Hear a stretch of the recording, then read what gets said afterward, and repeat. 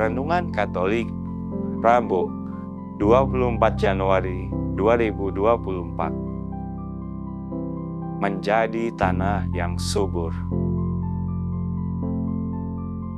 Dan sebagian jatuh di tanah yang baik.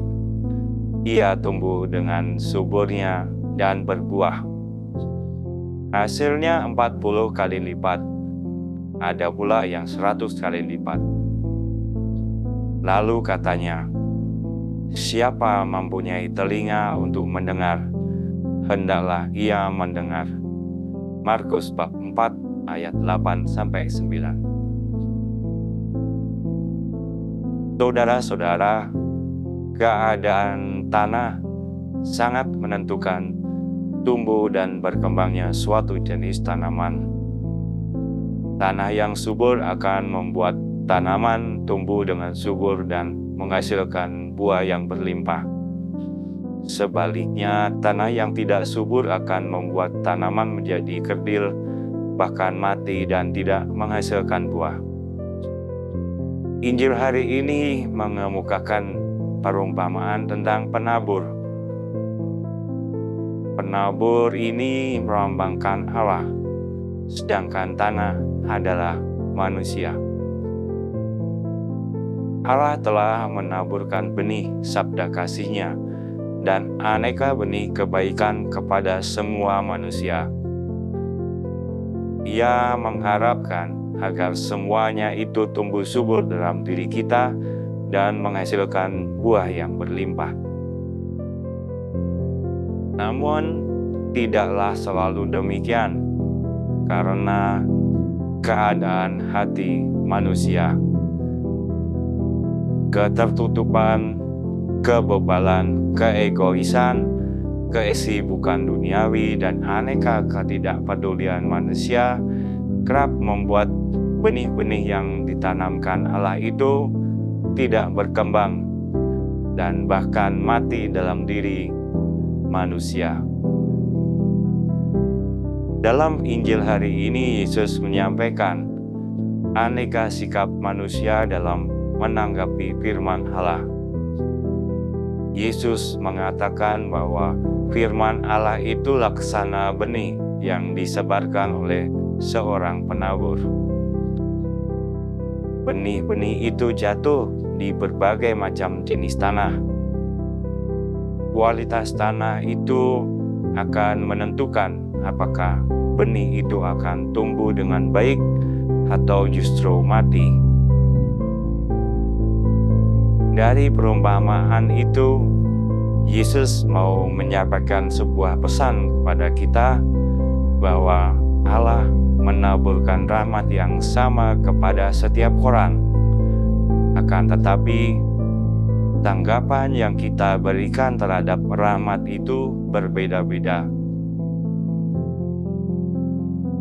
Sebagian dari kita menanggapinya dengan baik dan membuka hati dan budi kita terhadap sabda Tuhan, sehingga menghasilkan buah iman.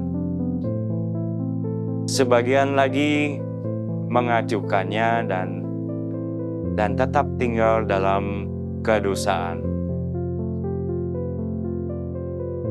Tentu kita menginginkan diri kita menjadi tanah yang baik, tanah yang subur, yang sanggup menghasilkan buah baik dari benih firman yang ditaburkan Allah.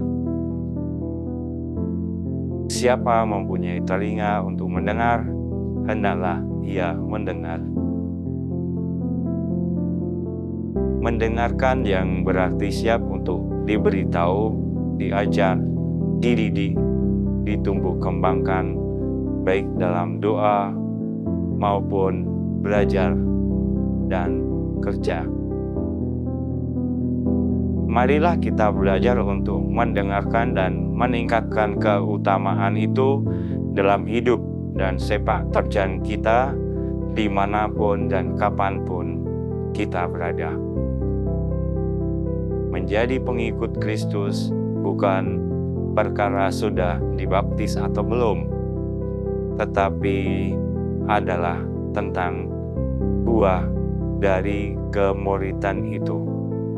Benih firman yang ditabur dalam diri kita diharapkan dapat berbuah hingga 100 kali lipat, sehingga orang lain yang melihat buah itu tertarik untuk memuliakan Allah Sang Penabur.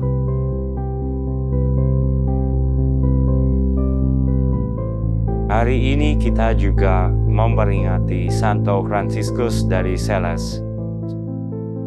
Ia adalah seorang mahasiswa yang menyelesaikan studinya dengan gemilang.